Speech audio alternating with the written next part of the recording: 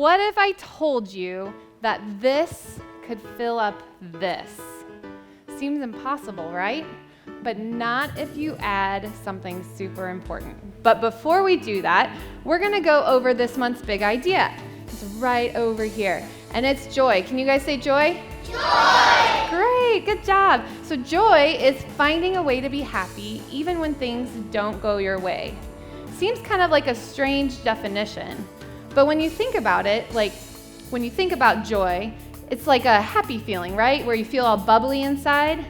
But see, we think that it's not just what you feel, it's actually what you choose. So joy is what you choose. Happy is what you feel. So we're gonna come over here and we're gonna look at happiness for a second. So happiness works like this. Everything's going really well, right? We feel full, we feel happy, right? So let's say our friend is mean to us at school, or we didn't do well on that test and we really needed to, or maybe we tripped in gym class and hurt ourselves and maybe somebody laughed at us. And then all of a sudden, we feel kind of empty, don't we? So there's this girl that I'm really inspired by. Her name is Anne Frank, and she had a really hard life.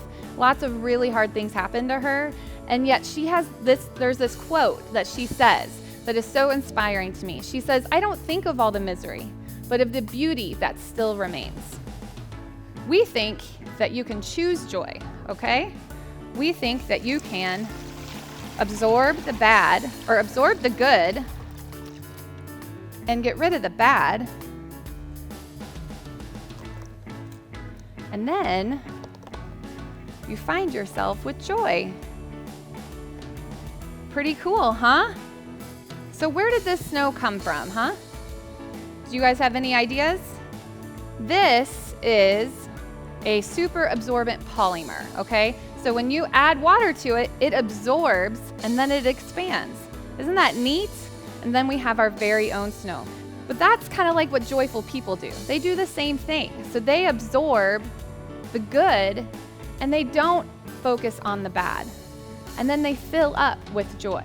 They make that choice. So let's think about it this way. What do we need to do practically? What do we think about in our lives that it would look like for us to find joy even when things are going wrong? So let's say you got a bad grade on that test, okay? But then the next week you studied and you didn't let it get you down. And the next week you got a really good grade. Or maybe one of your other friends the next day at school was super nice to you. And so all of a sudden you find that you have all these good things happening. Maybe your teacher was really nice to you. Another way that you can focus on joy is by just saying thank you. Anytime anyone does something kind or something good happens, you just say thank you. And all of a sudden, you're focusing on the good and not the bad. And that is exactly what joy is, making the choice to absorb the good and move past the bad.